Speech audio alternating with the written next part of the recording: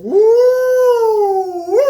What's going on, guys? Honest Farm coming at you guys today with another video. In today's video, I'm going to be talking about yesterday's training camp, day 16 Lions training camp. Thanks to guys like John Macaron, Eric Schlitt, Tim Twentyman, Mike O'Hara, Jeremy Reisman, Ben Raven, Risden, all the guys out there pumping out the info so I can get it out to you guys. It was another physical practice, pretty much the last practice, according to Dan Campbell, that they're really going to be start banging and hitting out there. Obviously, it's not the last tackling or last physical practice all year, but for training camp, I think this is the last real big one until the season starts, and then they got one more game against the Pittsburgh Steelers for preseason. They might hit a little bit on Thursday, nothing serious, and then Friday will be a walkthrough. Saturday they won't do much either, so they'll be flying out. I think the game's in Pittsburgh, in Detroit. I'm not even too sure. I think it is a Detroit game, but they won't be doing a lot after Thursday, so they need to take it easy. But it was another physical practice. They changed things up a bit again. Monday they had that. They had that practice. It was a players only practice.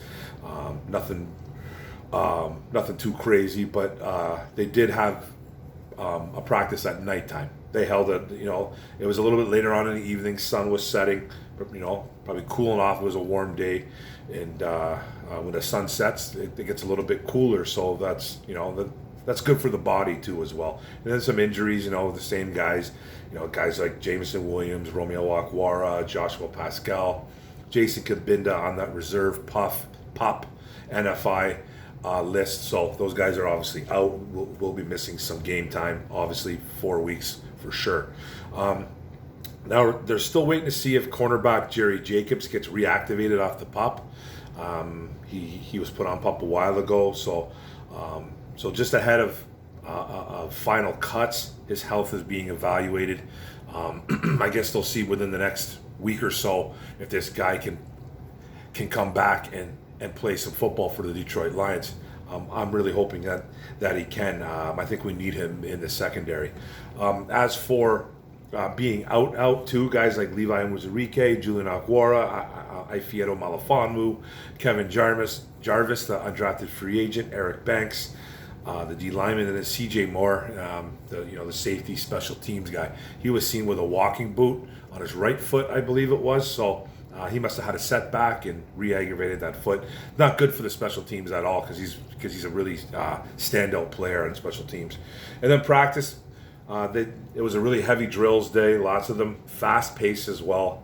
They did special teams work at first. They didn't really see or report or see a lot or see any reports at all about what they were doing on special teams, but they did that first, and then they went on to some 11-on-11s.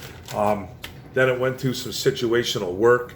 Example, the offense needing to score, and then the defense needed to make a stop. Kind of went back and forth. They did that with the first, second team reserves and all that. First team O though, goal line drill. It was a scramble drill to the right. Goff tried to squeeze one into Amon-Ra St. Brown. Okudah really, with some nice coverage, ended up hammering Amon-Ra St. Brown for the pass breakup. Some trash talking ensued, and then Amon-Ra St. Brown did get a touchdown, crossing up Amani Arawariye, and then Jameson Williams was out there celebrating with Amon-Ra St. Brown, doing a little dance and just getting a little bit fired up after the touchdown. Hawkinson he got lit up by Okudah on one play. Clean hit right into the midsection under the pads. Hawk was visibly shook. He was out for at least 3 reps after that, but was all good after that. Came back, scored a touchdown too, started making a couple plays. He was good though. Jonah Jackson and Ragnow stood out as well on the O-line. Jackson opening up a huge hole for Swift for about a 35-yard gain. Swift got caught inside the 5-yard line though, but it was a big gain. And a great block by Jonah Jackson. And Ragnow too, man, he took the rookie Malcolm Rodriguez for a ride for about 10 yards downfield. Once the big man gets his hands on you, it's really hard to get off those blocks, and Rodrigo couldn't get off that block. So it's going to happen, and we have a really good center. So obviously that's going to happen all year. Then the reserve offense, Tim Boyle, he had the better day between the quarterbacks, him and Blau. Blau was checking, but he was still erratic. Tim Boyle, he was erratic, but he did have the better day. But he just does things that frustrates Ben Johnson, and it's very visible to see out there apparently. And then Blau, he was checking down, trying to force balls into Tom Kennedy. Quarterback 2 competition is still alive and well. We're going to see what happens with this Pittsburgh game. As of right now, it looks like Tim Boyle is getting the start.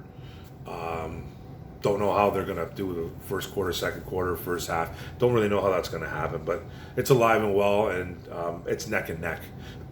I personally think Blau is ahead, but I think he's been the better of the two during camp. But who knows what this regime is thinking, or what this quarterback competition is going to unfold. Like, I don't know what's going on here.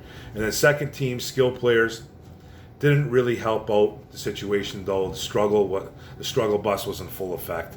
Khalif Raymond kind of stood out a little bit too. We'll get to that a little bit later. And then the first team defense, Austin Bryant was playing the Julian Okwara role, pretty much the stand-up pass rusher role that the Lions want Julian to do, but he is hurt, obviously. He did drop back into coverage and ran well with DeAndre Swift downfield. Looked really smooth in doing it too. More and more daily, it's starting to look like Austin Bryant has worked himself into that edge 3 role, being that guy, like the first guy off the bench, certain packages. Just going to be a guy that's going to get some playing time, and he's earned it. He's been healthy. I loved that pick back in the day. It took a while for Bryant to get going. Obviously, he was a guy that had a pretty good college career at Clemson. He was part of a really good football team, though, in college. Dropped in the draft because of an injury to his pec, I believe it was. And I really liked him. He didn't do too much at all, if at all, for his first 2 years as a Lion. Kind of showed up his third year at the end of his third year. And this regime stuck with him. This regime didn't owe Austin Bryant a thing, but I think they saw his talent. They saw what he's capable of, and I think he's starting to, I'm not saying he's going to break out into the next TJ Watt or anything like that, but he's starting to break out a little bit. He's starting to show his skills. So hopefully he can stay healthy all year. And then Hutch was showing his drop back skills as well. His footwork is elite. His change of direction is phenomenal. He had at least 1 sack in a day as well, and was causing chaos up front. He was pushing bodies all over the place pretty consistently. So Hutch is the real deal, and we all know that. D-line making some adjustments as well. They're playing Isaiah Buggs at the nose tackle and moving defensive tackle, nose tackle, Aleem McNeil to the 3 tech, pretty much the edge of the guard, or the shoulder of the guard, if you will. McNeil is extremely versatile, and it looks like for now that Buggs has taken over that DT 3 spot, rolled over Levi Muzurike and Jashawn Cornell. Todd Wash, the D-line coach, loves McNeil at the 3 tech too, by the way, saying that they need to move the big man around more. They just don't want him nose up on a guard or a center. They want him to be able to play a little bit up and down the line, because he's extremely athletic for a big man. Extremely athletic for a big man. Strong, fast. Probably the strongest guy on the team. If you look at those weightlifting numbers that they show during Hard Knocks and during Inside the Den and all that stuff in the weightlifting room, McNeil stands out. And Campbell, I think, has even said it. And their strength coach has even confirmed that McNeil is probably the strongest guy in the room when it comes to weightlifting. So he's just a big dude, and he's strong. He's like a bear, man. Then Anzalone and Malcolm Rodriguez were the starters on Tuesday's practice yesterday, rotating with Barnes. These 3 have been probably the most consistent linebackers so far of the 3. We've talked about it. Anzalone had a nice pass breakup, and Rodrigo with a really nice tackle for loss. He seems to be stacking up these TFLs, tackle for losses, all through training camp. Rodriguez, he just has a nose for the football, and hopefully it translates into the next level and into week 1 against the Philadelphia Eagles.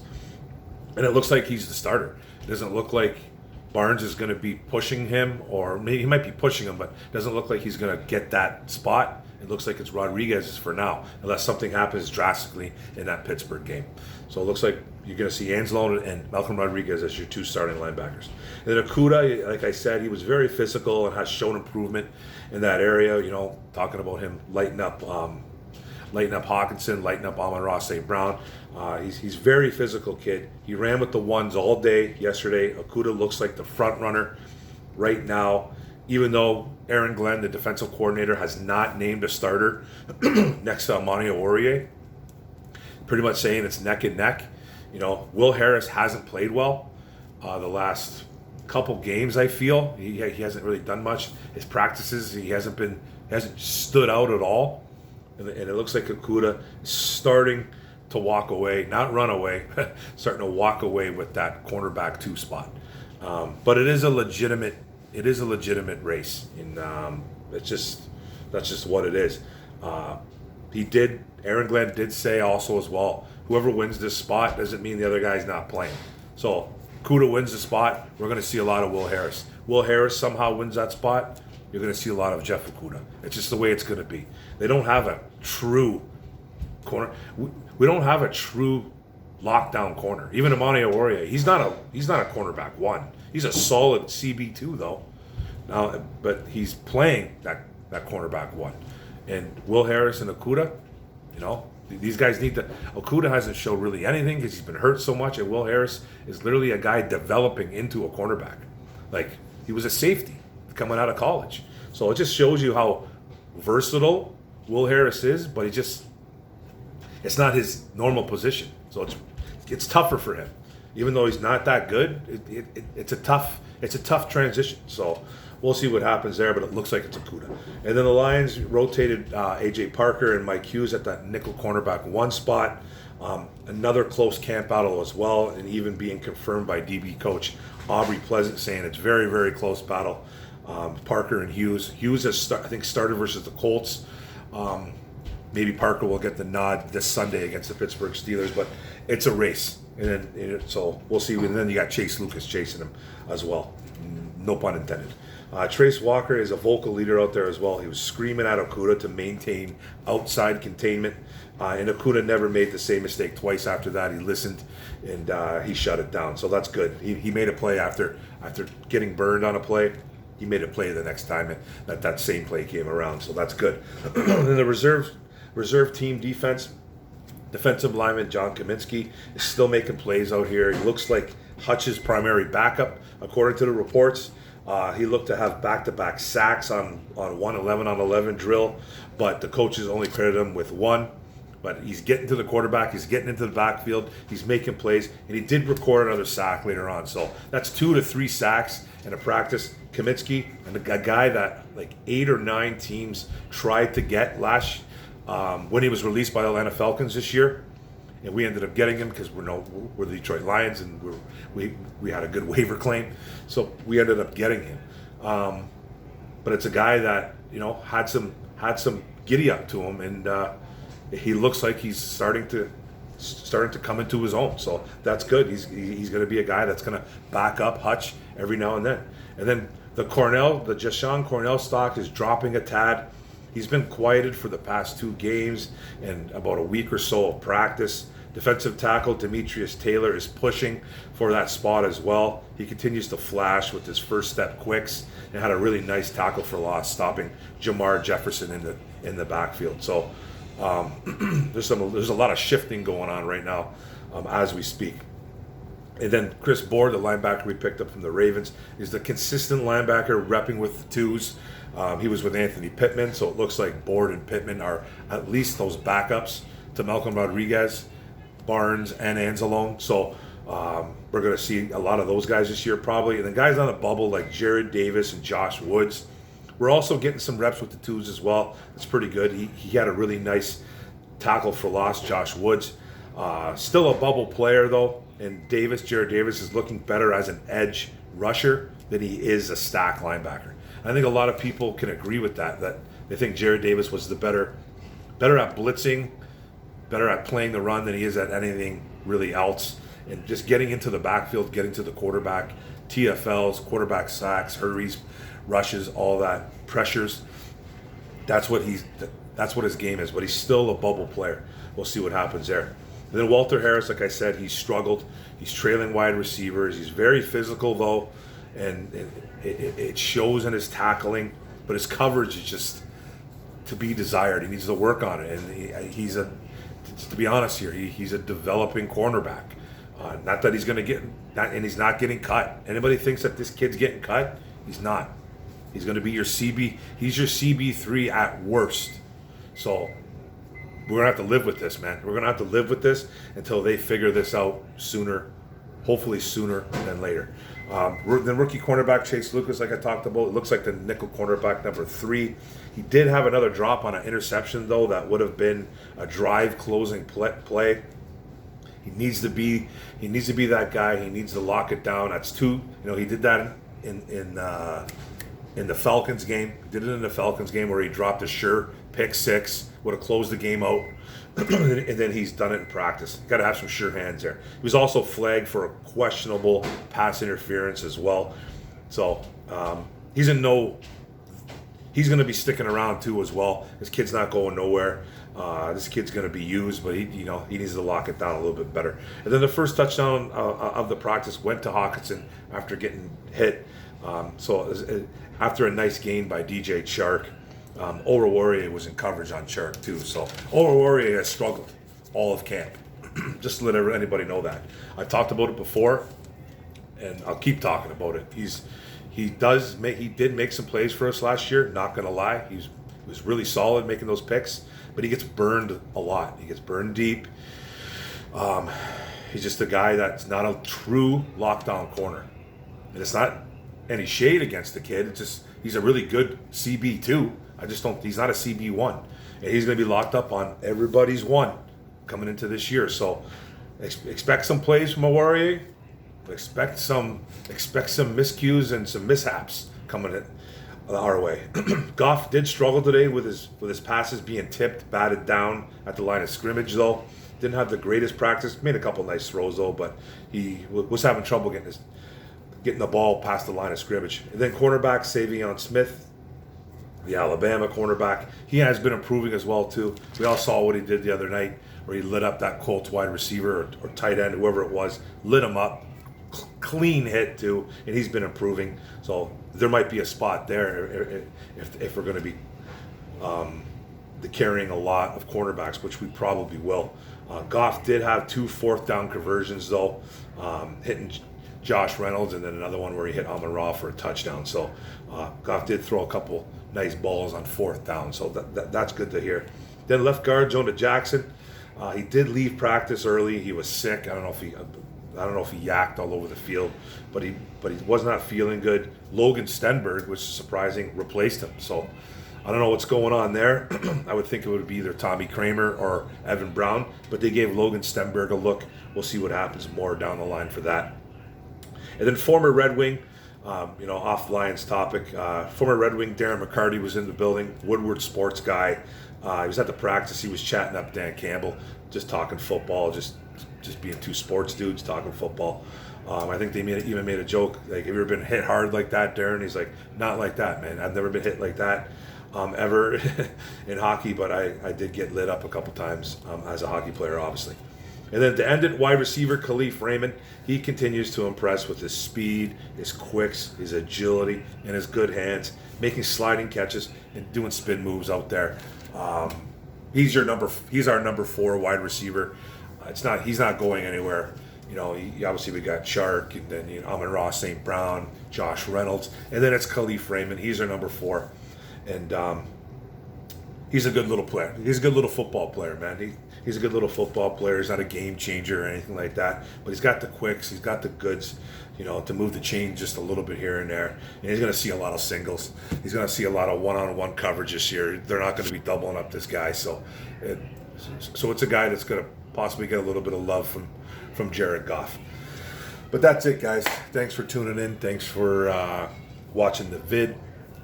Don't forget to hit the subscribe button in the bottom right. Don't forget to hit the notification bell. Get all my videos. Don't forget to like and comment, share this thing out, guys. What do you guys feel about day 16 training camp, man?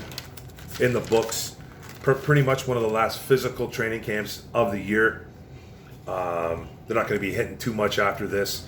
They're going to have to stay healthy for obviously the Pittsburgh game, but more importantly, the Philadelphia Eagles game. Thanks a lot, guys. Oh, one pride. Go Lions. Boom.